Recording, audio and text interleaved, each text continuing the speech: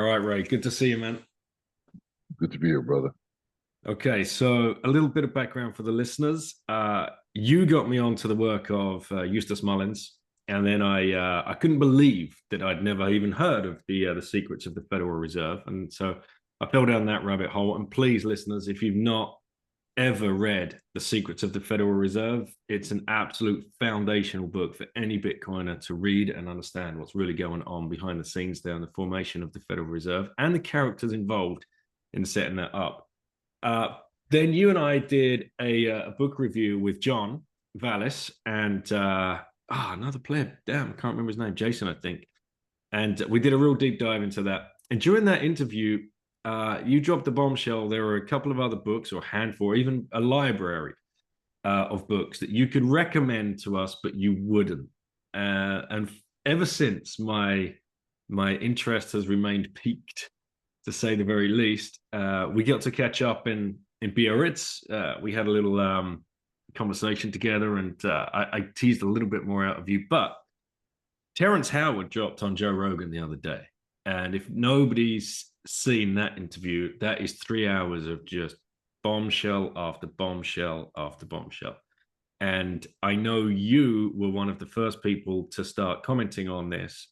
And that's why I wanted to get you on the show to see if you were ready to talk about any of that incredible knowledge that you've got locked up and away in your head there, whatever you're willing to share, because I know some of this leads to some pretty dark places. But with all that said, and with the stage set, I have to give the first question to Lauren. So fire away, Lauren. Is everything a lie? Absolutely. Everything is alive. Everything is alive. Hang on, wait. Alive or a lie? A lie. A lie. Okay. Alive. Okay. The most base question from a beautiful little lady. Yes, it is. And it's not just a lie. It is a exact lie, meaning it's always 180 degrees of what we're told, which any thinking person notices this pattern once. You're like, oh, that's strange. Why would someone lie like that? Profit is your only motive. You wouldn't have to tell and construct such a total lie. You wouldn't have to weave together so many threads of narrative bits and human endeavor across centuries to make this total and complete lie gel together. And then that gets you asking other questions, especially spiritual questions, which we shall defer for a moment, because even though they're out of scope, it is the scope. Everything is a lie across everything, from medicine to politics to history to the structure of the universe to all of the science we've been fed since we were children. And this is the part that for me that was extremely difficult, because the rabbit hole has many levels. The first level I fell down was health. Everything they're saying is bad for us is actually good for us. They're saying that testosterone is bad and should be criminalized. Like, you caught with a vial of testosterone, like being caught with a kilo of cocaine. If you're caught with a vial of estrogen, it's no problem. Huh? It's almost the same exact compound. What's going on? And then, okay, well, I guess we're lying about all that health stuff. Let me just ignore these doctors and do what these bodybuilders are doing over here. They look pretty good, right? Just like a little kid following my natural intelligence, and it worked. I'm looking pretty good right now. I'm feeling pretty strong. I eat eggs and red meat and all the stuff they tell me not to, and I feel great. Now, then I started falling down other levels of the rabbit, and that's hard because I was just a brainwashed American about 20 years ago. I was just a knucklehead who believed everything I was taught in school, and it's very hard to jar someone out of that. You have to go through a traumatic event. And indeed, I found a traumatic event. I went to Egypt in the Egyptian Revolution, the Arab Spring, and I got there for just by my luck the day when 1,000 people died fighting in Tahrir, the first real bloody day, and it was the bloodiest day. And I was there and I saw everything. Now, I'll skip the story. I'm writing a book about it actually, but came back to the States, and that's when I really started. Because everything they were saying about what happened wasn't just wrong; it was exactly wrong. And whenever I tried to tell the truth, I was attacked by what seemed to be a coordinated attack online. And they even started attacking other famous, I'm not a famous author yet, but they attacked a famous author, Malcolm Gladwell. He was saying the same thing I was. And I'm like, something is going on here. This doesn't feel right. Why would they have to lie about this? And then you start seeking out other sources. And this is the part that really defines how fast you're going to move. Your courage and how you're going to seek out those other sources, often the ones that say the exact opposite of what we're told to believe. And then, that's when you have to just make the wish in your heart. I want the truth. All I care about is what actually happened. God, please guide me. And you're going to get your guidance. It might happen through a course of YouTube videos. Then you might stumble upon these books. And then you just go, go, go. And for me, the political side, I started like everyone else, with just some YouTube videos and articles online. Then you start getting, links. These books, like Eustace Mullins is one of those authors. And I read his first book and I was like, wow. And I found out what his story was, who his mentor was. It's very important. Whenever you read anyone, you have to know who their mentors were. So that tells you a lot about who they are and who they aspire to be. And I thought, wow, Eustace wrote 11 other books on medicine and all kinds of stuff. I went in and read those too. And I went down the political rabbit hole, historical rabbit hole. And I was like, wow, all the villains are the heroes and the heroes are the villains. Like some of these men on my wall over here. 60 African presidents have been assassinated. 60, that there's only 54 states. So they've been doubling up sometimes, right? What's going on? And I went down that rabbit hole and my life became very different. I spent about 2 years researching all of this political stuff. And I had a massive library of books that would get me thrown in jail in 11 different European countries and now probably 33 states as well. The tide is increasing. And then I started to explore another rabbit. And this one was the most painful, and it was the most shocking, and it was the science rabbit hole. Because I always believed in my heart, like, this is the truth. Science is the natural world. How can you lie about that? Wouldn't it be so easy to just prove that, especially all these smart people around, all these complex and sophisticated instruments that we have now in the space age? And the more that I read, it's like, wait a minute. They're not just lying about this. These are literally where the worst lies are.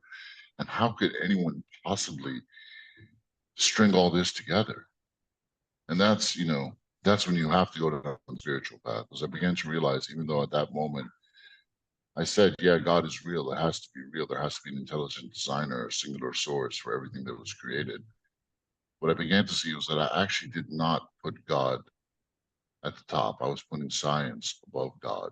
What these humans, high priests of scientism, were telling me God's creation was. And I wasn't really thinking about it myself.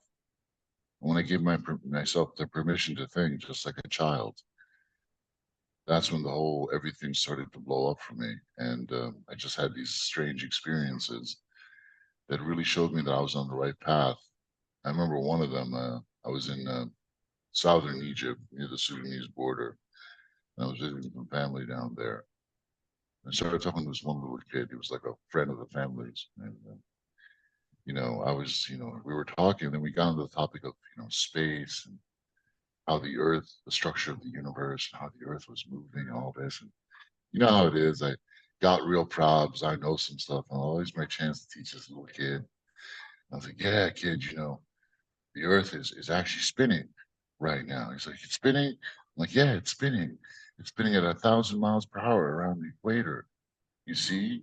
And then, he's looking down on the ground, he's like looking up at me in his face. So yeah, it's probably like 765,000 miles further from the equator here. Then I told him, guess what, man? Guess what? We're spinning like 760 miles per hour here, but then the whole planet is spinning around the sun at 66,000 miles per hour. And it's like 66. I'm like 66,000 miles per hour. And he's like, then I'm like, yeah, bro, and the solar system is spinning around the center of the Milky Way galaxy at um, uh, 420,000 miles per hour. He's looking at me, his eyes are getting more and more narrow. He's looking at me like this. And then I'm like, yo, but that's not it. There's more. The whole Milky Way galaxy is spinning around the center of the universe, 1.2 million miles per hour. I looked at him and I felt real good about myself. He looks up at me. His eyes were real squinty right now. He's like, stamps his foot. You're lying. I don't feel anything. You're a liar. He runs off. And I'm like, you know what? I don't feel anything either, man. What's going on? That little kid gave me the courage to actually really begin to question at that point. And then I just started going deeper and deeper. I'll stop there. I love the story. All right, Lauren, did you have any further questions? Yeah, this one's a bit deep too. If I what's Mhm. that? If I grow up and go through life knowing everything's a lie, then what do I do? Oh, that's a great question. Well, there's only two options, right? There's the blue pill and the red pill. And you can choose to say, you know what? I have a good life. I'm going to work my job. I'm going to take care of my children. I'm going to raise a good family. I'm going to live with God's principles. And that's fine. There's nothing wrong with that. It's a beautiful thing. And I respect anyone that makes that decision. Because, some people aren't meant to fight all the battles. But to the warriors out there, to the lions out there, it doesn't have to be many of you. There's just one. There's two looking at me right now. There's just one person out there. The truth is the truth. Truth has its own power. If you really want to build a better world, you can't do so if you're drowning in a sea of lies. So if you want to have a true leadership position, it is on you to jack yourself out of the matrix and to adopt 180. Just do the hardest thing, which is just suspend your disbelief and say, you know what, all this stuff that we've been taught, I'm going to put it all down. I'm not going to try to reconcile, relativity and special relativity and quantum this and quantum that with the old stuff. I'm just going to go back and I'm going to read the old stuff with an open, purely open mind, just like a child, as young as you can go. If you can get channeled to the mind of a 6-year-old, you're the fucking man. Bless you. That's a superpower. It's like Jesus said, be like a child to enter heaven. And this is exactly what he meant. And the lies have been going on for 2,000 years, building one on top of the other. And you want to dig your way out of that, you must ask for God's help. And you must be willing to believe the exact opposite of everything we've been told, which is extremely damaging to a man's ego. And men have a much harder time of this than women. Women, because they're more emotional creatures, can just take solace in their emotions and just say, okay, I'm going to go through this. And their ego isn't as hurt as much because they don't bind their ego to the knowledge that they have. Whereas we as men do. I was so proud to tell that kid, oh, yeah, yeah. This is what's going on. And then I was like, damn, I've been feeding this kid lies. I've been feeding myself lies. I'm a fucking moron. That's very hard because then it's like the wall you've been leaning on your whole life, your identity. I acquired this knowledge and I know these things and I'm better than all these other people over here playing with sticks and stones. I know things they don't. I'm just going to see they know far more than me. They're on the right track and I've been following exactly the wrong path all this time. Then it becomes a struggle of emotional strength, which is hard for most men because most men don't really have it. I'm not hating on men, we're great. I'm just saying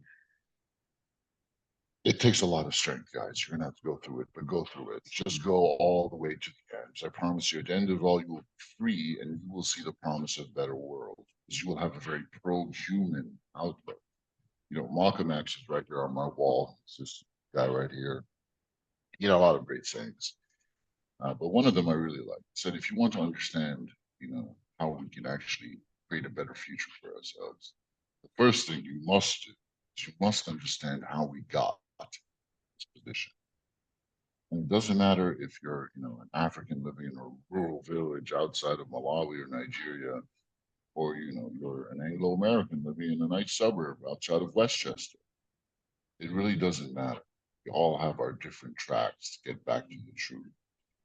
And once we start seeing humanity as a good creation, once we understand how our ancestors were tricked and locked into, making the wrong decisions or no decisions, it takes away our self-esteem problem.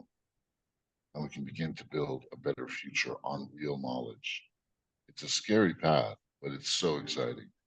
I mean, if I showed you what was on my desk right now, I'm actually constructing these water reactors, which is a way to take water, you know, it can be tap water, distilled water, spring water from a bottle, and you put it through a set of energetic processes that when you actually drink it 10 minutes later, it tastes completely different. I'm like, wow, I can taste it different. It's so much smoother and finer, and I just want to drink it. I'm drinking 3 times water as I am right now. It's exploded my energy double at least. I only sleep 4 hours a night right now, and I feel amazing. I look pretty good too. And I'm like, wow, I can do this to water. I can make water so much better. You know, how much do we really know about water? It's the most common molecule on the planet, yet, and it's the seat of all consciousness, right? It's the seat of all of our consciousness, where 80% of our bodies are made of water. Yet we know so little about water. And when you begin to research water, and not just start there, water and electricity are the two most suppressed areas of science. But water is very important. Why? Because we have interactions with it every single day, and we can feel its effects. We can experiment. And you'll see that water has been suppressed extensively, tremendously. You know, there's a great book called The Fourth Phase of Water. It's written by Gerald Pollack. He's a mad water scientist, but he's a professor in the University of Washington. I met him at a water conference in the area, known for its natural springs. And I read his book, and it's a very easy to read book. You can read it. It's called The Fourth Phase of Water. Even a child can read it. It's very nice. He discovers the fourth phase of water in between the solid. And this water takes on this fourth phase whenever it's next to anything carbon based, whether it's nylon or wood or even flesh, you know, like all the water in our bodies in this fourth phase. And it explains how electrical processes of the body work. Yet this is a recent discovery. And before that, water memory was discovered multiple times by great scientists, all of which were laughed out of the room, shut down. And like, why are they so threatened by water having memory? What is the problem? And when you go down that rabbit hole, guess what? I've got the best water ever right now. So I'm making it myself. All my friends want it. I'm going to make a portable version of it. And after that, I'm going to make a big one of these. And I'm going to create synthesized natural spring water. The spring water itself is something that is so little understood. And this is something I talk for an hour about. But I'm going to build this thing. I'm doing my own experiments. It's changed my life.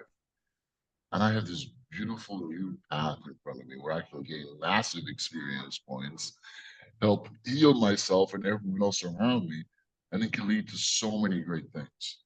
And that's just one of the fruits that I bear by going down this painful journey. And the painful journey was me spending literally 7 years reading all of these old science books. The science books had to be at least 80 to 90 years old. They had to be out of print. That was my rule. Anything before 1920, I would read. Anything after that, I would not. And I went through that. I read all the original writings by all the greats of the Victorian age, including Isaac Newton, especially their private letters to each other, because that's where you get the really juicy bits. I'll Right. stop there. I want to ask more questions about that. Right. Okay. So, Lauren, do you have any further questions? I don't think so. Okay. All right. I'm sure Ray's been blowing your mind, but yeah, I'm just getting warmed up. All right. Well, that's it. Thank you then. Thank you. Bye-bye. Thank you, Lauren. Great question, sister. Stay strong. So, Ray, I actually don't want to leave water for a second because, yeah, I think I've heard someone say the water we drink is dead, like straight out of the tap.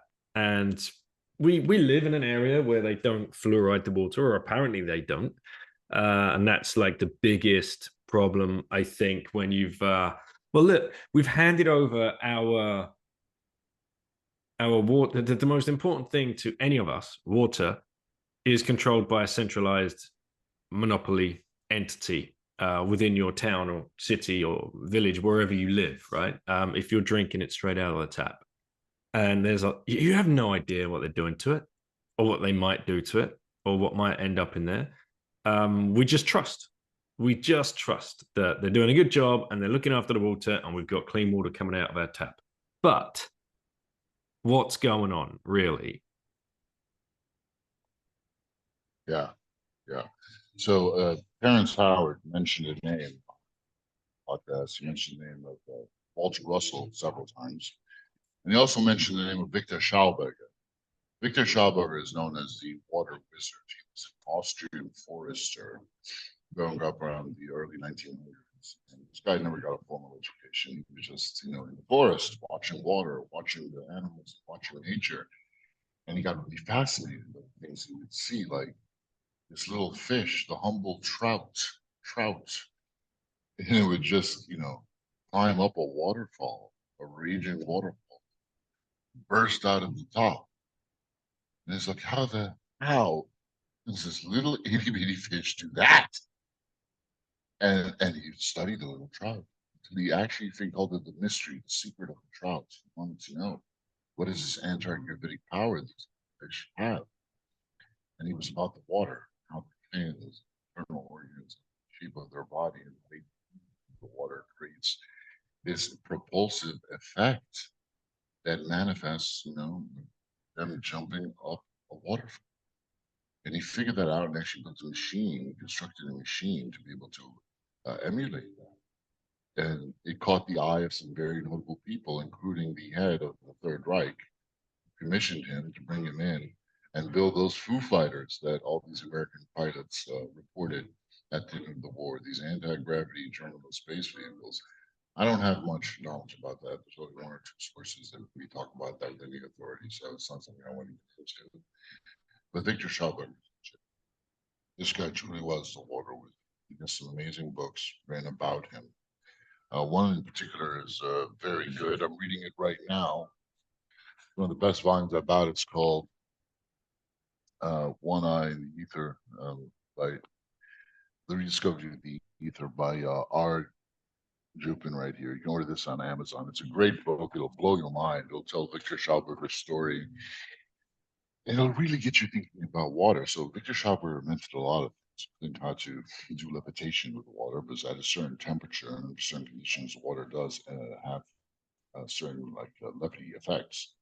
But let's come back a little bit. First thing that he did was he figured out that water needs to move in curves. It can't move in a straight line. Like Terrence Howard was talking about the straight line. Nothing moves in a straight line. He's right. Nothing in nature moves in a straight line. Light definitely does not move in a straight line. If you think about, magnetic fields can change the course of light. You can see that in experimenting with a Crookes tube. So if the entire Earth is surrounded by magnetic fields, then clearly none of the light that is around us is moving in a straight line. It's impossible. So right there, the thing that people always repeat, oh, light moves in a straight line. No, it does not. Nothing does. Oh, so that's light. What else is it? Right? So water is not meant to move in a straight line. It moves in whirls. It whirls around. That's what water does. And he knew this for a fact because at the time, the Austrian Forest Authority was trying to take all the rivers and make them straight. Like, oh, we'll just straighten out this river instead of all these curls, and jags, and this and that, and the logs will flow down real efficiently. And that's what they did. And guess what? The logs stopped flowing at all. They just got all jammed up. And they brought in Victor, and he said, you have to make it back to the way it was. The river, the flow of the river is how water wants to move, and it generates the whirlpools, which create the buoyancy in the water. And he showed them, and boom, they were able to transport all the logs again much more efficiently. That was his first project that caught the eyes of everyone. And then he went on to create his spring water generator. And this harkens back to what you said about water that we get is dead. And yes, it is. So look, even natural spring water that you get from a nice plastic bottle comes from the best spring in the world. Guess what? It's dead too, for a variety of reasons. The water that comes from a spring, like up in the mountains, is the best water you can drink because it's the most mature, energized, and structured water you can possibly get. Whereas some distilled water you buy from the gas station in a nice bottle, and it's completely pure and clean. He called it juvenile water, It had no maturity, no memory, nothing. And if you drank that, it would actually be bad, very bad, because it leads to minerals from your body. So drinking juvenile water is a big no-no. We know this in nature, because they say if you're traveling around the forest, you see still water, you see running water. It's always safe to drink running water. The still water, you always have to test. That those water is meant to be constant.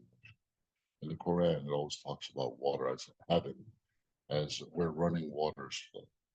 It's all of the water must move, and the water is really the clearest manifestation of the movement and habits of the ether.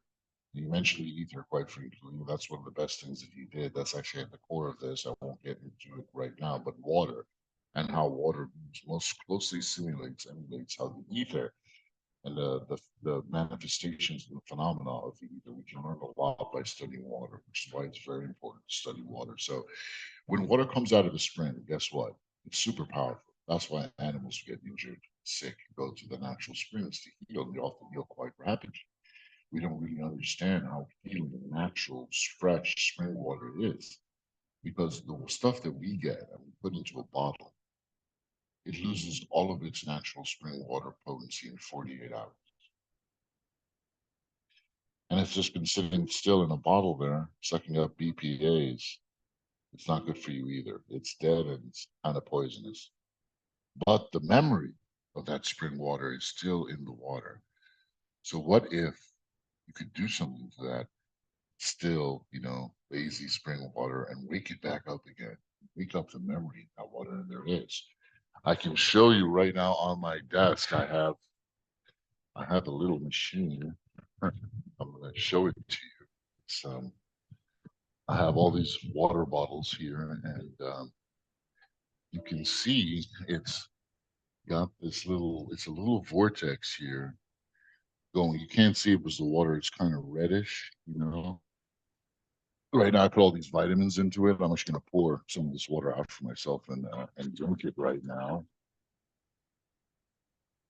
I'm going to leave the rest of the water to continue vortexing right here. So it'll start vortexing, but you can see the vortex is forming. It's just a little magnetic spinner in the water that's spinning this thing. You see the vortex forming. And when you drink this water,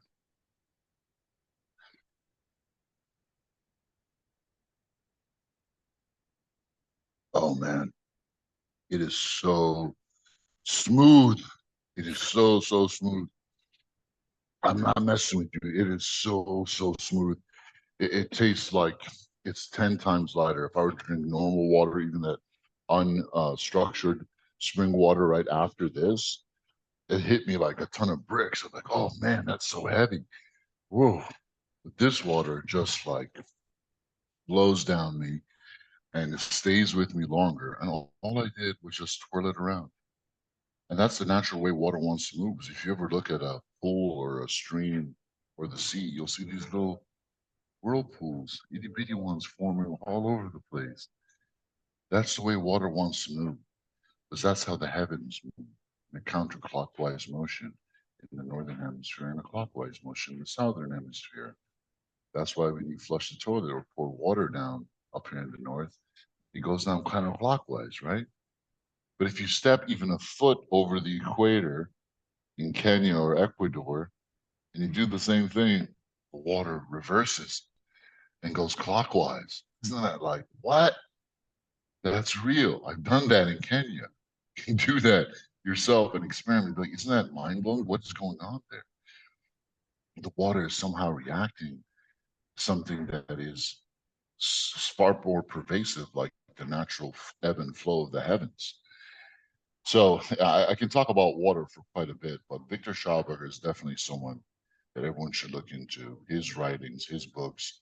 I'm actually trying to rebuild his natural spring water generator right now. It's just a machine that emulates the process of when water rises up. And in one of his personal letters, something mind blowing he dropped on me. Mind blowing. He asked a question. He said, isn't it interesting how every river in the world starts from a natural spring up in the mountains and empties out into the sea? Yet if you were to measure the amount of water that empties out into the sea versus the amount of water that is generated from that mountain spring, the amount of water that empties out into the sea is at least, 100 to 1,000x more.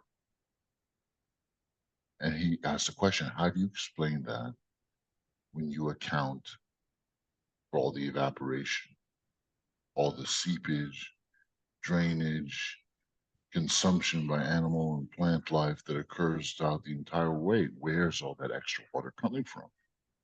I was like, oh, that's a good question. Then he goes on to say, and he just says, water must multiply itself, and in fact does multiply itself every single morning.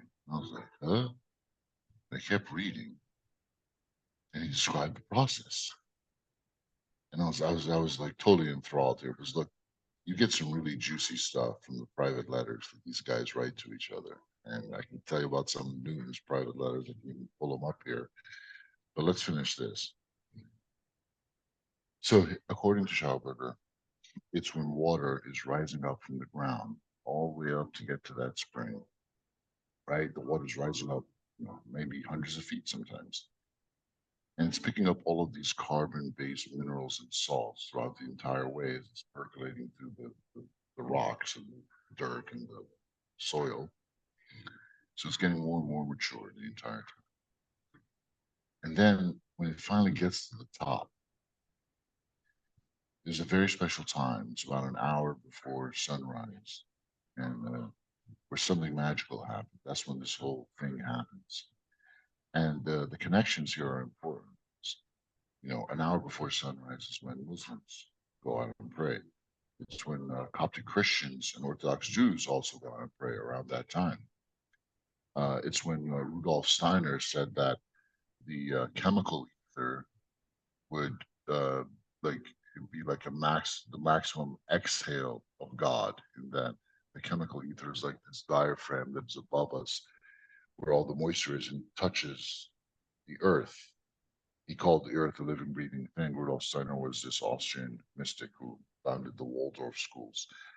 And I can tell you the title of the book that first started me on the journey. I'll tell it to you later. But there's another synchronicity as well, in that alchemists, the fuel for the experiments that alchemists would use, they would actually collect every single morning from the forest. They would go and they would literally harvest the dew that was on the tips of leaves and grass. That was the fuel in their experiments, is dew. They have weird names for it, like the phlegm of the whore and all this weird stuff, but weird thing. They have all these code words, but it's just dew. So there's something up with that dew, because when that water reaches the top, and the very first rays of invisible light hit it before the actual sun appears, and this is actually mentioned in the Quran in Surah Al-Falaq, those first rays of invisible light, when they act, which according to Schauberger, when they actually touch the water, that is when the multiplication will happen. At that point, you will see rapid multiplication of water at that moment. The dew forms and all of this water continually just, saturates the area. And I was like, what? That's crazy. How does that even make any sense? How can water synthesize itself from nothing? But then I'm like, you know what? Wait a minute. Isn't that how photosynthesis works? Like, where is all this vegetable and plant matter coming from? It's not coming from just the minerals in the ground. It's not enough to explain all that apple and fruit matter. And in fact, you can have moss growing at the top of a telephone wire with no interaction with the soil whatsoever. So where else all that extra tissue coming from? Photosynthesis is clearly the synthesis of matter from the ether. And if it can do it for plants and vegetables, why can't water synthesize itself under the right conditions with light and all of those salts and minerals? So I'm actually building a machine now to emulate, not the multiplication of water, at least not yet, but to definitely condition water to synthesize energized spring water. It only lasts 48 hours, but I can start a water bar and make something really cool out of this occulted science that I fought so hard to gain. Mate, it sounds awesome. I want one. I need one. I'm hooking Truly. you up. I'm giving you three, one for you and all your kids, bro. Inshallah. Ah, Sorted, bro. that everybody needs one of these just on their desktop in their kitchen next to their kitchen sink, right? Just keep full of, would that work if you just filled it with the tap water if you're living in a place that is not using fluoridation techniques? Oh, absolutely. Hmm. Yeah. It'd just be a little mobile unit that would stack four effects, right? There's the rotation, which is easy to do with a magnetic stir. You can buy one off Amazon for $20. Plus, I actually want to start using frequency, even music, like Miyato Imoro. He was the I didn't meet him, but I met his son at the water conference. He's the guy that experiments with water molecules. Like he would just have people there doing experiments on water, like keep saying the word love at a cup of water, keep saying the word truth at a cup of waters, keep saying the word, God, and try saying stupid in a different cup of water. And then he would freeze the crystals of those water and he would show the pictures. I can send you a picture of this, but see if I can bring it up on my screen right here. And then you'd see the pictures of the crystals, and the crystals that had beautiful things said to them were beautifully shaped. And the ones that said, and the ones that said horrible things were hideous and all broken. And I can show you, this is a picture right here. So you can see this. See this right here. Hmm. Look at that disgusting love, evil. No Dr. way. Matsuro Emoto. Yeah, you can look up all his stuff. He's got quite a lot of research out there. So clearly, water does have memory. It imprints upon the water, and you can imprint upon the water with just your thoughts or your words, the vibrations of your words and the energy behind them. All this takes us to a place where we begin to realize the energy world is real. And even though it might not be measurable with the meters and gauges that we're so used to in our mechanistic world, it exists. And we can feel its power. I'm feeling its power right now by drinking this water. Now, before I don't want to. I want to stay on this topic, but I don't want to get drawn off. But I did want to throw in, ask you: have you ever come across Wilhelm Reich's work with Yeah, orgone super energy? cosmic imposition. Absolutely. Yeah, yeah. I studied Reich for quite some time. Okay, And he did perfect. some amazing experiments, and he proved, like he called it, Orgone. Yeah. That's the name he gave. But other people have discovered the same thing. They just give it different names. Hmm. For example, another great guy you should definitely look into, Baron Karl von Reichenbach. Wow. Baron Karl von Reich, a very regal name for a very regal man. He was like the Elon Musk of the time. He was a German industrialist that made his fortune with dyes, just dyes, coloring. And he made so much money that he was just, what am I going to do now? So he was kind of a philanthropist and he would help educate and help anyone who was sick. He was trying to improve the world. And there was a huge epidemic at the time of sonoambulism, which is sleepwalking.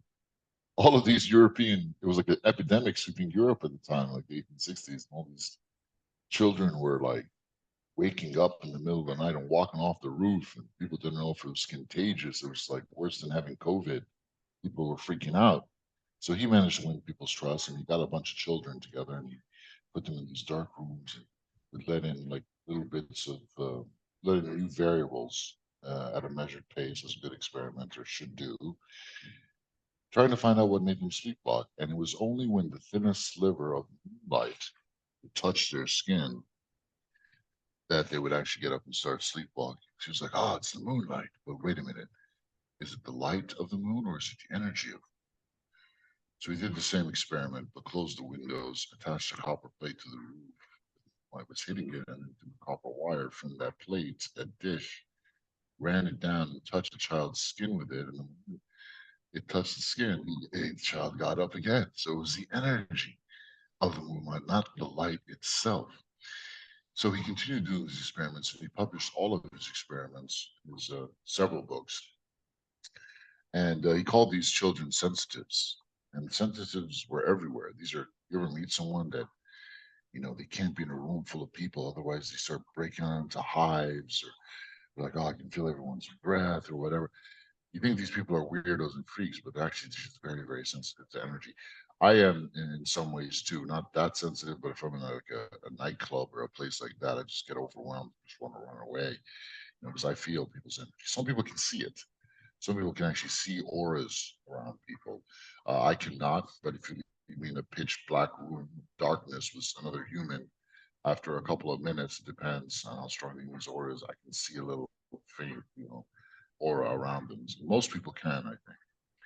And he does experiments with these sensitives all the time. You put people in front of them in a dark room, magnets, electrical fields, and crystals. Crystals had the most visible and strongest aura that these sensitives could actually see. So the work of Carl von Reichenbach is great work. He called it the odic force. So he had a name for it. Wilhelm Reich had a name for it. You know, they call it Vril. The Aryan Teutonic peoples would call it Vril energy. The Asians would call it prana or chi. So this whole world, the Akashic record, it's everywhere. People just rediscover it through different phenomena and measure it to different means and give it different names, but it's all the same thing. Right. Now, so you telling me about water, I've been trying to think back to Lauren's question, is everything a lie? And what is the lie that we've been told about water? Well, the lie, the prevailing kind of trope about water is there's only so much water on our planet, and one day we're going to, you know, run out of it, and we're going to have to figure out a way to take control, right? But you've just told me water multiplies, which seems intuitively like straight, just listening to you, I mean, it blows your mind because it's the first time you're hearing it, but at the same time you're like, yeah, it makes sense. But why wouldn't it? I mean, yeah, brother, it's like, so let's tackle this question. And this is an important exercise. I'm glad you put it so well, because it frames to us how deep the lies can go and how they can work against our natural intelligence about something that is so common. Water is the most common element of our world, yet, you know, they want us to think, oh, we're going to run out of water, and in a couple of million years the sun is going to die and we're going to freeze. And everywhere you look, we're just besieged by a very mechanistic way of thinking that is, it is degenerative. It's like, we're just dying out here. The whole thing is going to fade away and we're going to die just like we get old and die. We're all fucked anyway, so do whatever the fuck you want. That's basically what it's coming down to. It's an anti-human perspective. Yep. Any father, any mother, if you think about that way of thinking, it's disgusting, really. It's like, oh, I want to have to protect my kids from that. But would the creator really make such a universe if he loved us and put us in such a degenerative, dying place? Why is this creator even needed at that point? He just created something that's going to, the whole thing is wrong. Yeah, I find it repulsive now. I used to believe in evolution, all this garbage, it's all junk. The whole mechanistic way of thinking is junk. Water definitely multiplies itself. And guess what? Water comes from heaven. It really does. I can't speak of this too authoritatively because the only good source I found for this was the Gospel of Enoch. The Gospel of Enoch is one of those Gospels that never made it to the King James Bible, but you can download a copy of the Gospel of Enoch, and there's 2 chapters in there where it actually talks about this whole model of the universe and how the moon and the sun are like these portals in the heavens, which is a hard shell, and it's like lens portals or something, and water is flowing out of several of these lens portals in different places. It's very complex. I'd have to make a model of it to understand. But clearly, yeah, everything they're telling us about water is a lie. Like, God can send infinite amounts of water, and He has in the past. That's what caused Noah's flood. All that Christian story stuff that they tell us is all just favorite. No, it's true. It's all true. And I used to be an atheist, but it's true. There's an intelligent, singular designer. And there's been a lot of things that have happened on this earth that have hidden away from us. And the only remnants we have of it are these so-called fairy tales or prophetic tales. So quite a bit of digging to do. Oh man, well, we spent a lot of time on water, and I was not expecting to, because I wanted to come at you with power, with electricity, because you know, listening to Terrence Howard. What did you think of the interview actually when you watched that? What was your initial thoughts? Well, you know, when I heard him speak, I was like, oh, this guy's, I mean, he's a student of all this stuff that I've been studying. And we just have different ways of speaking. He's just, you know, he's very emotive about what he's feeling, and he's speaking in a very kind of flowery way that people might think is hippie kind of, but he's speaking very scientifically as well with facts. He's pointing out names. He's pointing out affronts to our natural intelligence we should not ignore.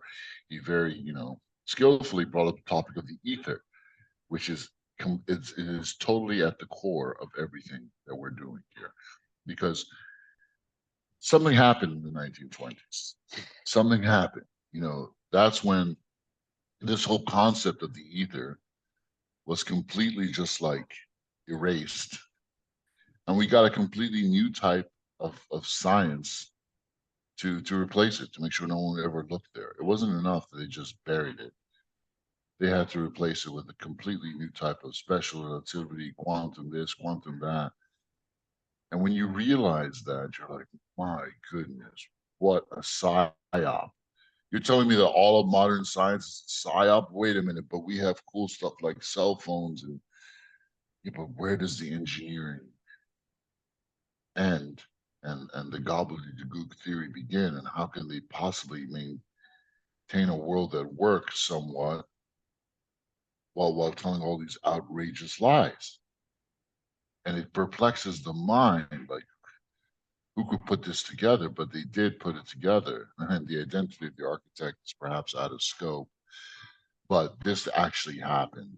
So let me just put things in frame. Um, Nikola Tesla, we all think of Nikola Tesla, right? And he was an amazing guy, no question. That's how I first started my journey. I was trying to read up as much as I could about the actual Nikola Tesla. There's a lot of books written about him. Prodigal Son was the first biography written about him. It's still the best. I encourage everyone to read it, the original. But James Murphy, I forget the author. Murphy, I think. Anyway, you should read that book. And I've also taken everything Tesla's ever written and packaged it up into one 500 gig PDF, which I'm happy to send to Oh, anyone that wants to go through it. Yeah, it's a good volume. And Tesla, what they tell us about Tesla is all wrong. They have done the same thing to Tesla that they did to Jesus Christ, and they are now an attempt to do to Bitcoin itself, to take the whole thing and make people worship him or deify him, while at the same time obscuring away his greatest invention. So I researched for a long time, like, why was Tesla so dangerous? I hear about, oh, he had a flying contraption, he had a fermenting machine, he invented electrotherapy in 1906.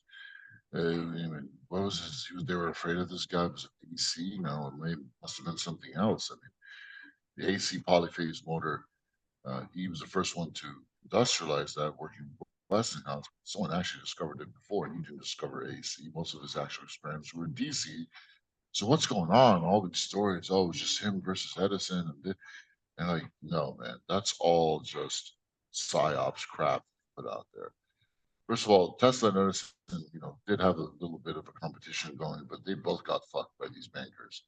And Tesla's lab got burned down. Edison actually gave him a place to stay, gave him a lab. So Edison is not the enemy here.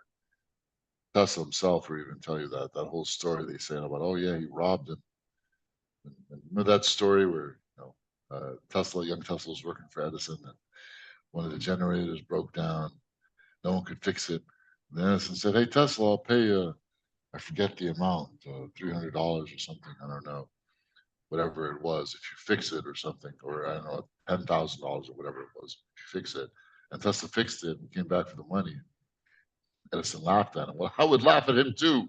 If you're getting paid $200 a year and someone offers you $10,000, like, going to my database engineer, you're working for me anyway. But hey, there's a bug, man. If you fix it, I'll give you, $1.2 billion, bro. Oh yeah, let me go fix it. Oh, you believe me?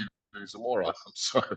Like this little, you can read Empire of Lights by Jill Jones. It gets rid of all of those myths and tells the truth about Tesla. But if you want the real story about Tesla's greatest invention, there's only one book to find it. It's Secrets of Cold War Technology, by Jerry Vassilatos. Jerry, Gery Vassilatos. This guy disappeared like 30 years ago. I finally managed to track him down, actually, in Staten Island, of all places. This is a character, but all his books are good. He even wrote a 12-volume work called The Vril Compendium. Jerry Vassilatos is definitely worth a read. And in the first chapter of this book, Secrets of Cold War Technology, it's called Radiant Matter. Now, this is important because, like I said, water and electricity are the two most suppressed areas of science. Mm-hmm. So, in this chapter, Tesla discovers something called radiant matter, which had been discovered before. William Crookes was Tesla's mentor. He has a paper called Radiant Matter, and even Michael Faraday has a paper called Radiant Matter. So Tesla called this phenomenon radiant matter. And how he discovered this phenomenon was almost a lark, right? There was a huge disturbance happening in all these early dynamo plants in New York at the time. And whenever they would turn off the electricity at one of these dynamos, that big old knife switch, like pull the switch in Yeah. Frankenstein. It's such a big thing because back at that time, whenever someone would pull the switch, literally someone was going to die because the second they turned off that power, a massive spike of electricity would appear out of one of these dynamos and start running around everywhere until it hit someone. That person would literally die on the spot. And this kept happening. It was an actual thing. That's why this throw the switch thing is such a meme, because it was a big meme back then. It cost lives. And they didn't know how to fix it. And they were calling everyone. No one could figure it out. They called up Tesla. Said, bro, help us, please. And everyone's too scared to come to work. He's like, okay. So he studies this phenomenon, recreates it, and measures it. The combined output of that pulse was orders of magnitude greater than what that entire dynamo produced in power in a whole year. And he was like, what? Where is this power coming from? And it happens when I turn this thing off. And so he recreated it in the lab. And he basically found that if he impulsed electricity, like if you let it flow and then abruptly stop it, like a sawtooth kind of pulse form, it would almost create this portal into the ether where all of this energy just fly out. And he found that if you vary the frequency and variations of the impulse, vary the conductors that he was using, vary the dielectric that he was using in this capacitor, you would get all kinds of odd phenomena. And the phenomena, he spent years of his life experimenting with this. He called it radiant energy. And he found that if he sent it through certain types of conductors of certain dimensions, you could actually see its true form, which was not this violent, crackling electricity that we get from the wall, but it was alive. It was beautiful. It moved like seaweed moves underwater. It was a living field of this living kind of dendritic organism. That's what radiant matter was. And he figured out that this is the organic, natural form, the primeval form of electricity. And once you turn it into this form, it took down a completely different phenomena. Like, number one, it was monopolar. It wasn't dipolar. It was monopolar. It only had one. It traveled through just one wire. He could actually send it into the earth and pick it up multiple locations without losses. He even found that if he sent it through the earth and picked it up at multiple locations, he could multiply the effect, the power that he put in would be multiplied coming out. That was the basis of Tesla's world system. All it was his transformer that was able to take electricity from the wall and turn it into radiant matter and just channeled into a dendritic copper root network into the ground And that's what Wardenclyffe was, is the wooden tower with mushroom bubble wrap, tinfoil at the top. But the real power of Wardenclyffe was in the ground, a massive, like 180-foot deep dendritic copper root network, where he would take this radiant matter and literally channel it into the earth. So Tesla could transmit data and power without wires, but it wasn't through the sky. It was through the ground, literally through the earth itself, which sounds crazy, but you're like, yeah, how can the earth, the dirt, and the ground conduct wires? But wait a minute, sound and electricity flow better through water and medium. Would it make more sense to flow even better through a far more denser medium? And we look at every radio station in the world, there's that tower, and then there's the ground connection, literally into the ground. If you remove the ground connection, the radio strength loses about 80%. So there's something to what he's saying. Because not only did this world system conduct power through the ground that would reach like a transmitter 1,000 miles away without losses, nearly without losses, like 3 to 6%. But if you put two receivers, they would both pick up nearly the same amount of power. Meaning as it flowed through the earth, it would replicate it. Meaning you could create a mesh network, a binding network for power and data to send through the ground. And you had 1 megawatt you think could be picked up by 1,000 as 1,000 total megawatts by 1,000 receivers on some Filipino or Indonesian island somewhere. That is what Tesla was working on. That was his world system, and it was built off radiant matter. That book by Jerry Vassalatos is a must read. Does a great job of telling the story. When I called Gary up on the phone, I was like, bro, tell me about this chapter, man. I don't see any sources, dude. Where are you getting the source for this, man? That's what I wanted to know, bro, because I'm always about the sources. I'm always mentioning sources. And he told me straight up, he's like, well, first of all, this guy didn't admit it was him. He was pretending it was him. I was like, bro, I know it's you, man. I hear your Hello. voice, bro. So, it was him. It was him. His voice is very distinctive. But like you're just calling this dude completely unannounced. Like, how did you find his number? Bro, I on the freaking phone book, bro, in Staten Island. I got his place. I never been. Grew up in New York my whole life. I never even been to Staten Island. It's like New Staten Island is a place where racist cops go to live, But this guy apparently is a school teacher, and I call him up, and I just say, out of a large, just let me try this number. Who picks up? It's Jerry, man. It's his voice. Oh, it's him. But he didn't admit it was him. He was like, oh, nah, he doesn't live here anymore. But I knew it was him. And we just talked for like 2 hours about all kinds of things. Anyway, he basically said that before the New York Public Library was massacred, really, they at a certain point, like in the 50s, they took all the books there. No, in the 60s, I think. I forget exactly what he told me. He took all the really old books there and all the Dewey Decimal stuff and all those archives, and they moved it out to some warehouse in New Jersey. Now, the New York Public Library is just a bunch of Reader's Digest bullshit. Said before that happened, he gathered all of this bits and pieces. So he basically pulled a Eustace Mullins, been in the New York Public Library before it got ransacked. This was his story. I can't prove it or disprove it, but the thing is, there, because William Crookes and Michael Faraday also talked about radiant matter, that's enough for me. But even this one American guy, he was considered to be the American Michael Faraday. His name was Joseph Henry. He and Faraday actually discovered electroinduction around the same time, but Faraday got the credit. Joseph Henry was brilliant.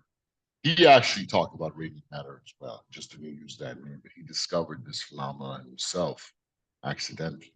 Joseph Henry is a giant, actually. He doesn't get enough recognition because he was American and was not part of the Royal Institute. And that's another thing people have to understand here. The Royal Institute in London, at the time, this was like the 1860s all to like early 1900s. The Royal Institute was the hotbed of scientific innovation. Like members, the 100 or so members of the Royal Institute.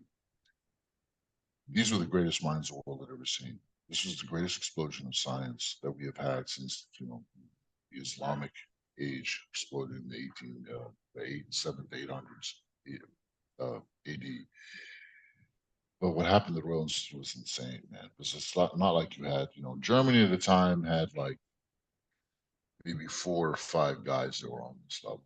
And the German, it's amazing. 4 or 5 super geniuses is impressive, right?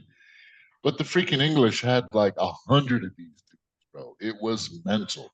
The janitor in the Royal Institute would be some super mega genius that would be spanking Neil deGrasse Tyson or any of these bozos around right now. That's at the level that it was, bro. You had not just guys like Maxwell and Faraday and Faraday's mentor, Humphreys, was also super genius. Michael Crook, Sir Oliver Lodge. Just, I hate to mention his name. He's such a dick, but he was brilliant. Oliver Heaviside. But man, this is just the start. There was an army of these people, literally 100 of them. The world has never seen anything like this. The depths that you can go to in reading the writings of the leaders of the Royal Institute, Lord Kelvin, J.J. Thomson. You ever hear that name, J.J. Thomson? Bro, J.J. Thomson was a Scotsman, Thomson without a P. This brother was, imagine doing an experiment in 1889 to figure out the difference in size between an electron and the nucleus of an atom in 1889. He did it. And he won a Nobel Prize for his discovery of the electron. His son won a Nobel Prize. All 7 of JJ's research assistants won Nobel Prizes. These are guys like guys like Rutherford. The guys that gave us the entire MIT Bell Labs era were students of this one man. JJ, no one could put an experiment better together than JJ Thomson. Super mega genius that gave us everything that we have here. The Royal Institute was full of people like this, and these were Tesla's heroes. These were the guys that he was studying. There was what's his name? Charles P. Steinmetz. You ever hear that name? He was a little German dwarf who barely got into America because his spine was crooked. Without this guy's equations, we wouldn't be able to figure out how to use or remove electricity at all. There's an army of these dudes. I read most of their stuff for these 7 years, just trying to understand how these guys thought. The ether is the truth. There must be a medium, and this is one of the best things Terrence Howard did when he spoke of the ether. There has to be a medium. Radio works in a vacuum. So what's it waving in if there's no medium? There must be a medium that conducts electricity, radio, energy, magnetism, human thoughts. The way, twins can feel each other's pains across thousands of what's going on. There is a medium. And absolutely, Tesla knew there was, all the Victorian greats did. Even Einstein had to admit that a concept of reality without the ether is unthinkable, exact words. Yet, came up with space-time and this, that, and all this crap, all garbage. Einstein was just an icon. The guy was just a patent clerk in the Swiss patent office. The only patent that I saw for him, which seemed somewhat, reasonable, was a refrigerator, and it didn't work. The idea was idiotic. The guy was nobody. He is just a psyop. Oh, it's going to be, Einstein is great. Well, no, again, goes back to the strength. Can you believe the smartest man that has ever lived is really just, some dude that couldn't even do basic arithmetic? And he was just a plant to get you to believe in something that is completely wrong, so you wouldn't look at these truly great ones. But Ray, he appeared on the front cover of Time magazine, don't you know? Like, that's the red flag right there, isn't it? Yeah, bro.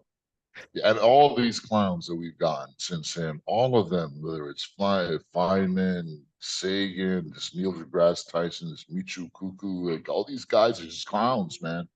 They're all fools. They don't know what they're talking about. Then you have guys like Terrence Howard, which are on the right path. Our challenge now is, okay, he spoke and it opened up people's minds. That's good. That's very good. I'm glad people are ready for this because I kept this inside for so long. Being a closet mad scientist is not easy. But now we need to build real engineerable stuff to make people understand the reason why we have to go back to this. Like, why should we redo the periodic table? These little Lego boxes are fine. Okay, but Terrence Howard is saying that we can use Walter Russell's map instead. Why is that better? We have to show people why this organic, non-mechanistic way of thinking will lead to real results. And the only way you do that with your product is you're not going to have people's attention this long. They'll just come up with more psyops to cover things under a pile of poop. That is the challenge of us builders right now. And that's what I hope to be able to give when I speak about these things. I'm more of an engineer, you know, I'm a product guy. So I like to take all this cool stuff and actually deliver.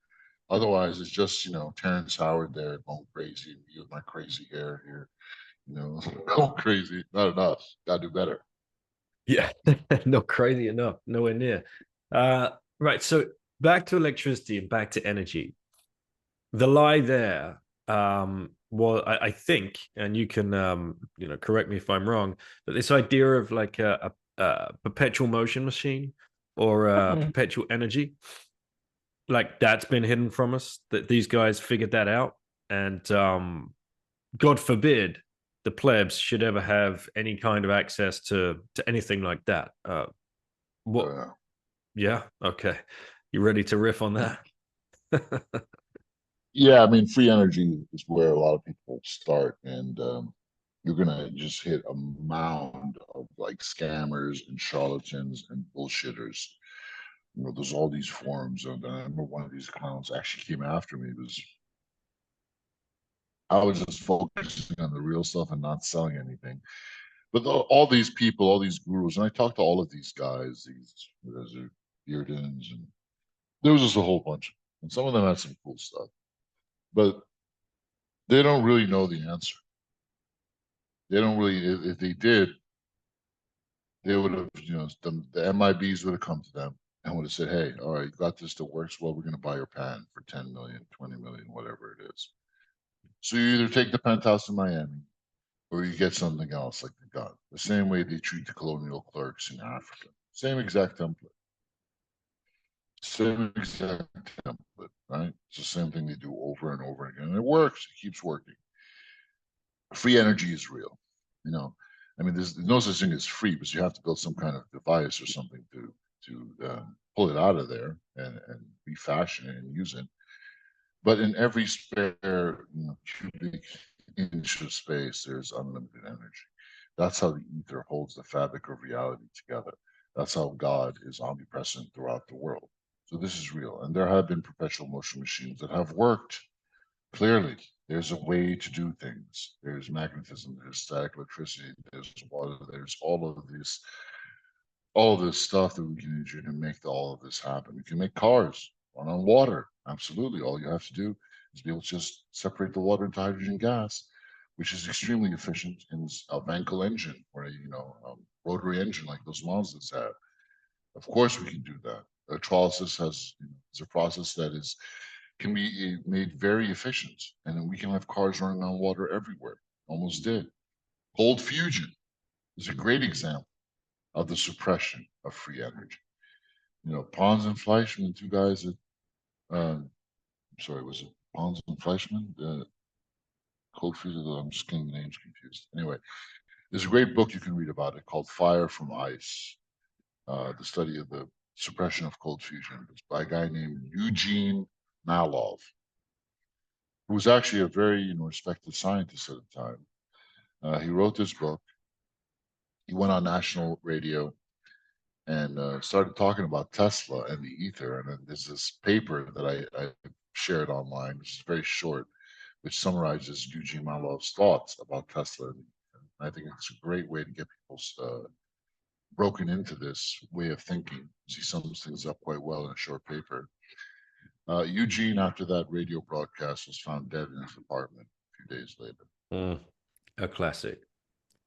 Yeah, and all free cold fusion is just you take a cup of water and you just put in two electrodes and you just put a little electrical current through it.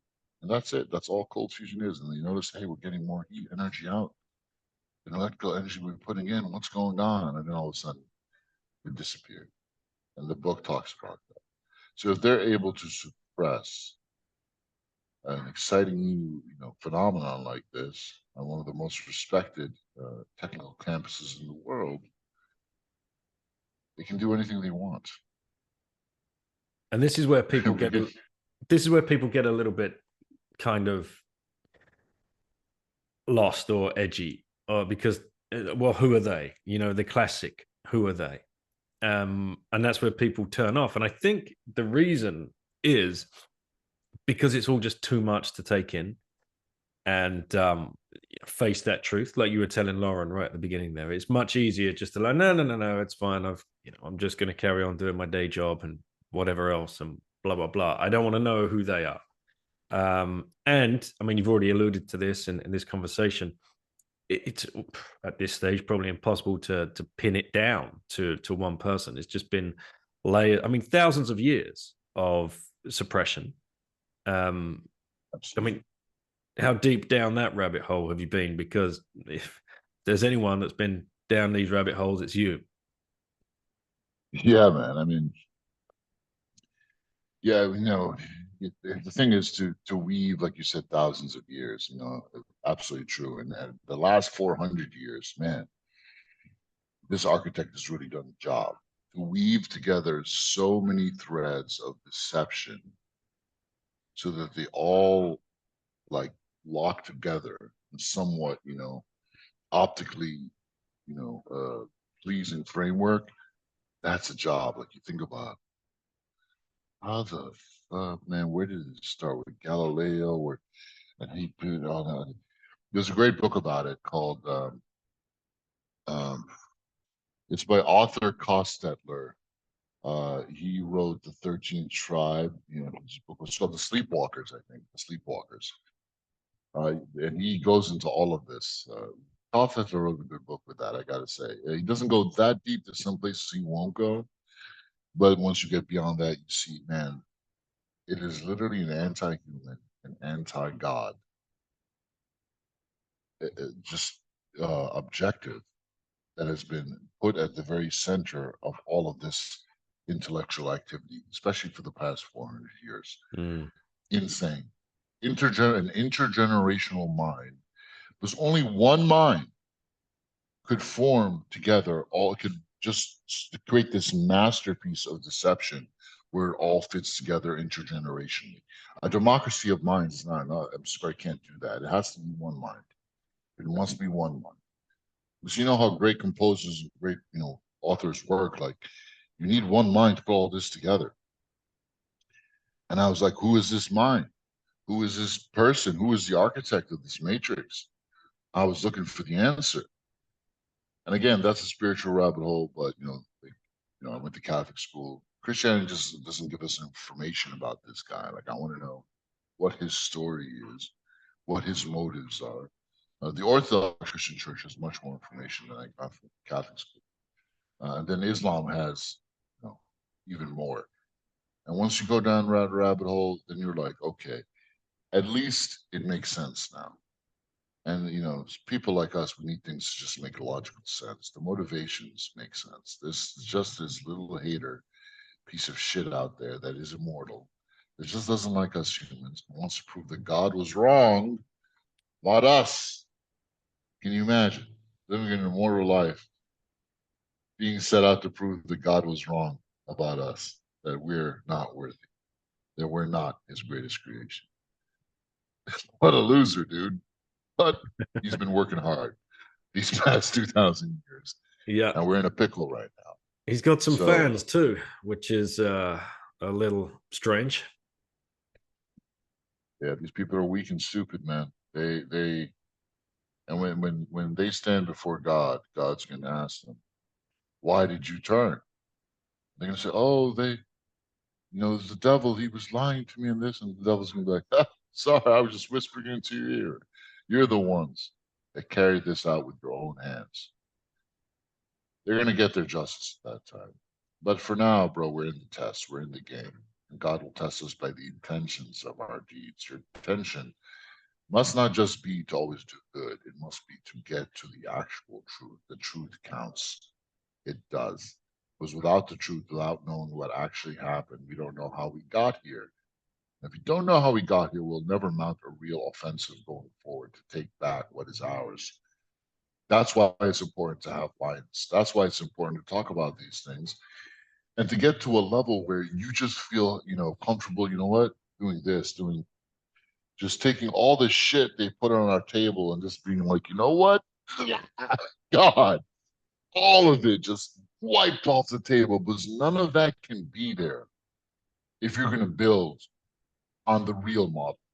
Because, you could be the smartest man in the world and I could just be a moron. But if I'm working from the right model, you're working from the exactly wrong model, which you to believe to be true, all your intelligence will work against you. And eventually my dumb ass will come to it because I'm working from the right model. You see what I mean?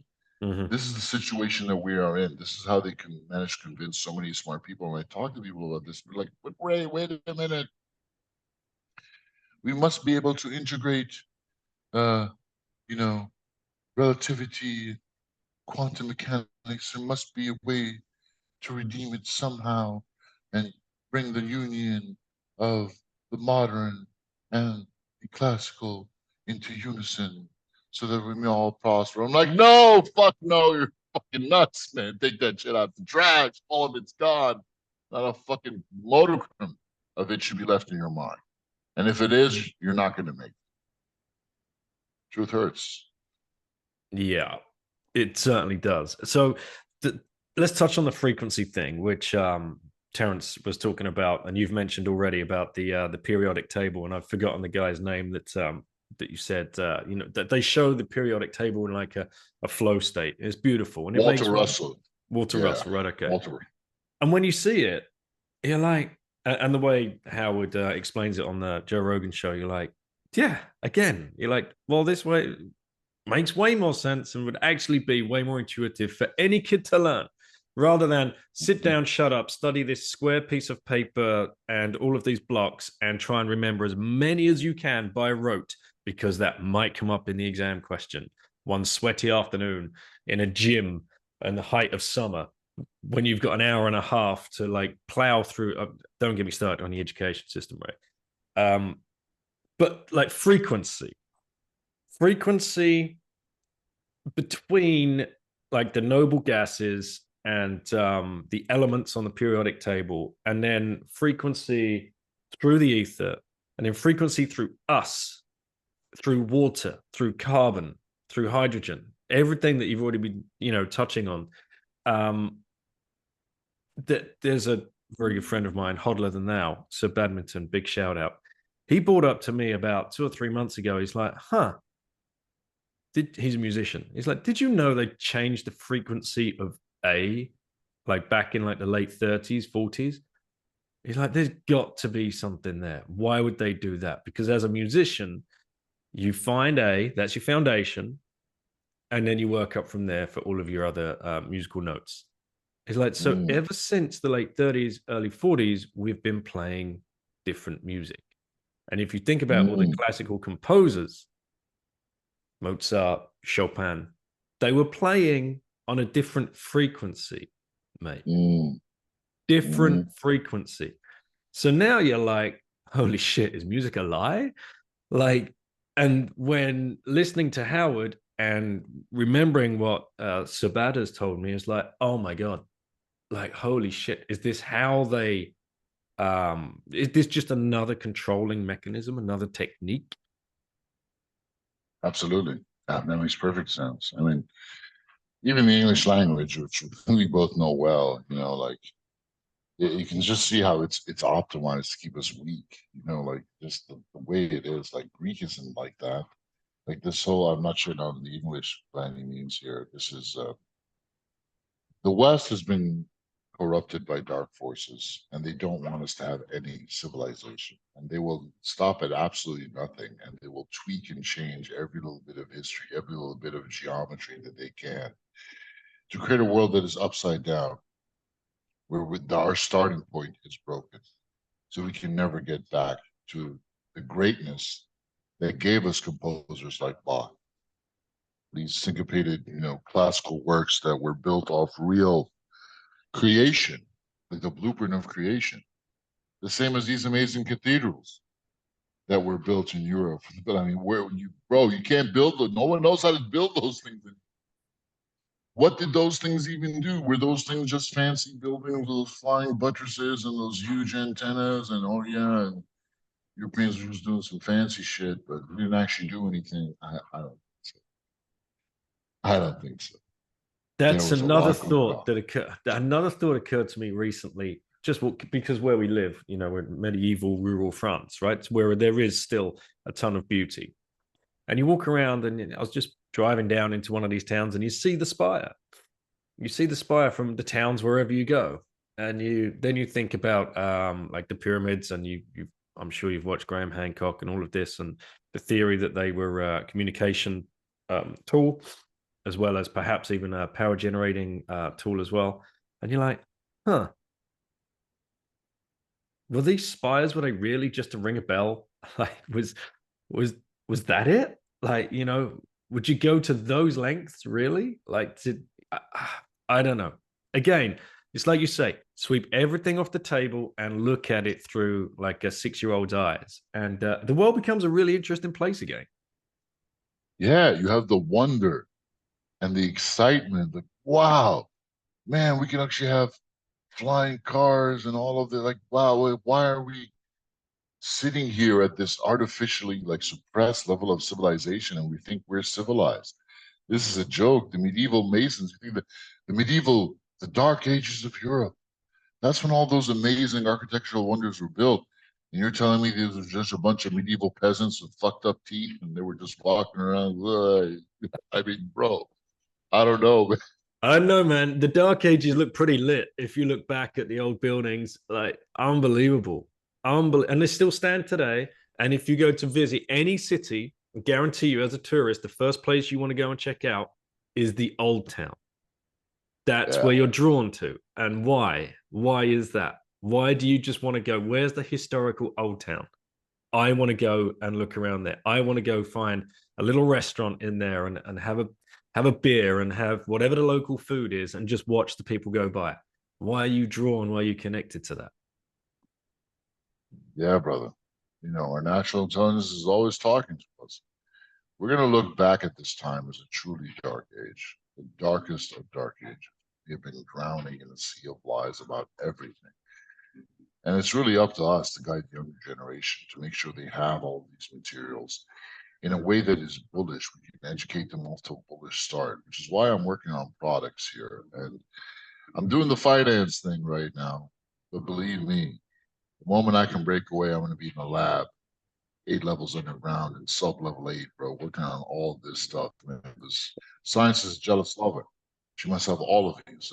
I intend to give her all of me. The time is right. Mate, that time will come. Another cycle or two, and you'll be unleashed in the laboratory with all of the all of the power that you need to make it happen, right? And that's the last thing I wanted to touch on. You, I mean, we could talk for freaking hours, and we can do more shows, whenever you want. Uh, they talked about Rogan and Howard. They just about touched on it, but veered off. They started talking about currency. And we're like, yeah, come on, go there. This is where it's going to get good. Maybe he's like seen Bitcoin, understands like a little bit of what we do, and or maybe he doesn't. Nobody knows what Rogan thinks about it. He's apparently stacked in the past. He had a Bitcoin address up there for donations. And what they talked about currency was pretty rudimentary, and then they just washed over it and moved on. So with all of like like your Bitcoin rabbit hole obviously intertwines with everything that we've just spoken about here. And you said, to architect all of this thread of lies took one mind. Now, to architect Bitcoin, do you see Satoshi as the same? Like, he's looked at the past of all of the other threads, the history behind cryptography and trying eCash and eGold and Hashcash and all of those other ideas that come before him. Then he meshed it all together, and then he disappears. Yeah, we just have to be careful not to firefighter guy. I mean, he was That's a really good, problem solver. He was trying to yes. come up with a solution to give us some freedom money to get us out of this mess. And maybe he read Eustace Mullins and maybe he figured all this stuff out. But any idiot could see that, banks being bailed out while people are starving, something's wrong, right? So he took the bits and pieces and he cobbled something together and it worked. And he wanted to do a lot more. He had a full marketplace level of code in there. He was thinking about the game of Snake in there. So he knew where all this was going. You just need to be able to transact each other. It's all about commerce. They have made us forward by not allowing us to trade, whether it's denying us access to the system, extreme overregulation, capital controls, and all these other assault vectors they use on the global south and the west as well. We're in a bad spot. So he came up with Bitcoin, which is great. Question is, what are we going to do now to finish the job? Right. Because as we can see, Bitcoin is now just going to be a store of value. Okay, well, that's not what I signed up for. I'm a little butthurt about that, but we got to just keep engineering. What are we going to have to build using Bitcoin as a building block and the lessons that it gave us to actually give ourselves a way to be able to trade with each other, which is the main problem, right? If we can solve that, we can get rich here. And that's where, there's a lot more that's needed. Now we have the ledger. Great. We have self-custody and work-based ledger. Okay, that's good. That's a foundational thing, right? What else do we need? Okay, to make this thing work and have a real free, global, permissionless, orderless marketplace, we're going to need reputation. That's an essential part of this.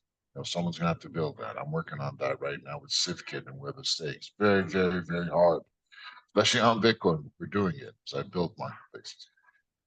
Then you need decentralized court system, because there has to be recourse in the case of financial disputes. And this is really where like 99% of governance is about this. So man, I have to build decentralized local peer-to-peer financial moderator system, an appeals process, its own reputation process, and truth oracle order book. Darn, that's hard. That's harder than Bitcoin. But guess what? We're gonna have to do that too. So if Satoshi was around, he'd be like, damn, that's fucking hard. I don't know, man. Good luck, you fucks. They're like, well, yeah, thanks, bro. But we're gonna have to do that. Plus, we're gonna have to have an internal form of minting and e-cash that is based on some kind of proof of work, while at the same time allowing money to flow freely and match the potential work that can be done in an economy. These are the foundational challenges that we have now to complete the work of a lot of these great men on my wall that died, and to do so without us being killed. And that's where peer-to-peer comes in. Peer-to-peer as a revolution is a lot bigger than Bitcoin. It's a lot bigger than crypto, and it's even bigger than finance. It started with the internet. Then we got the mobile phones. We disrupted everything except for money. Then we got peer-to-peer electronic cash.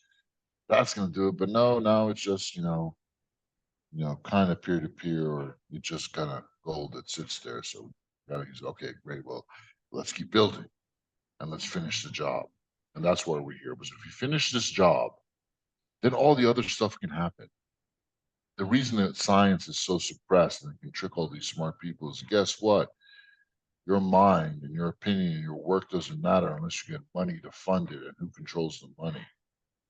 We have to fix this problem first, and then the rest will just blow up uncontrollably in a beautiful way. But nothing changes once we fix the money problem.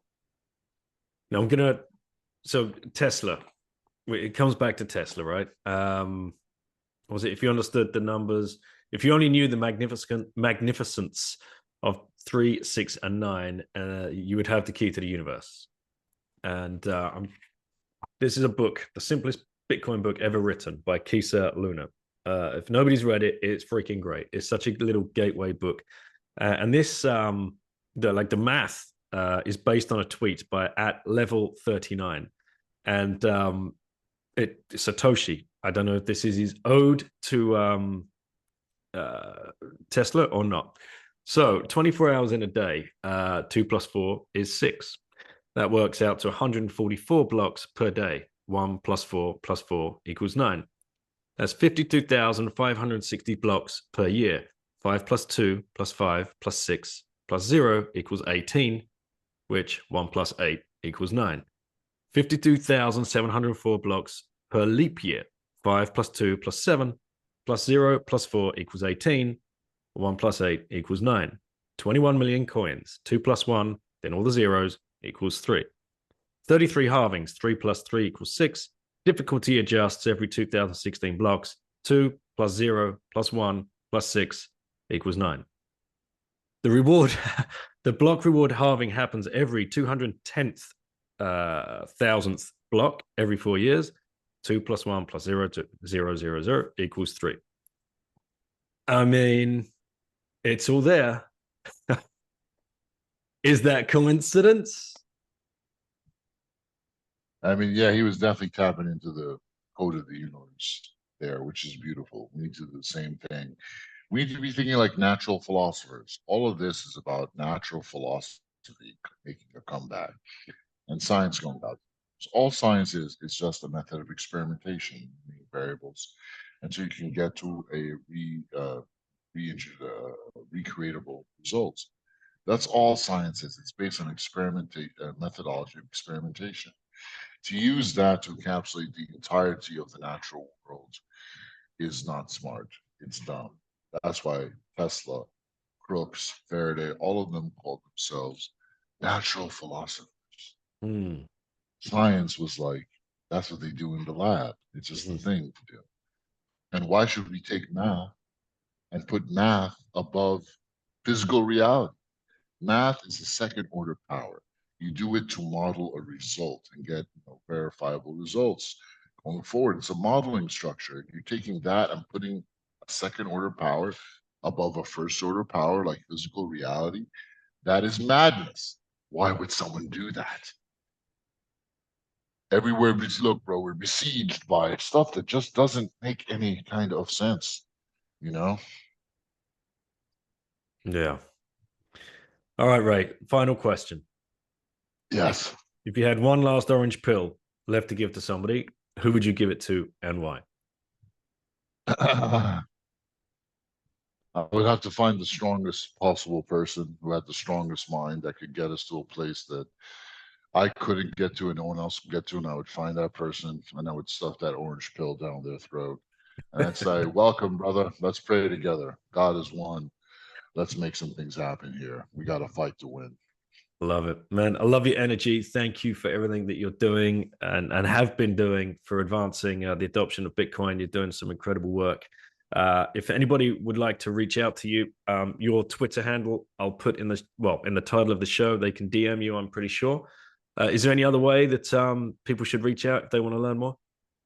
No, Twitter works, brother. Twitter works. All right, man. Great to see you again. Thank you, and catch up soon. Thank you so much, brother. Bye-bye. Oh, sorry.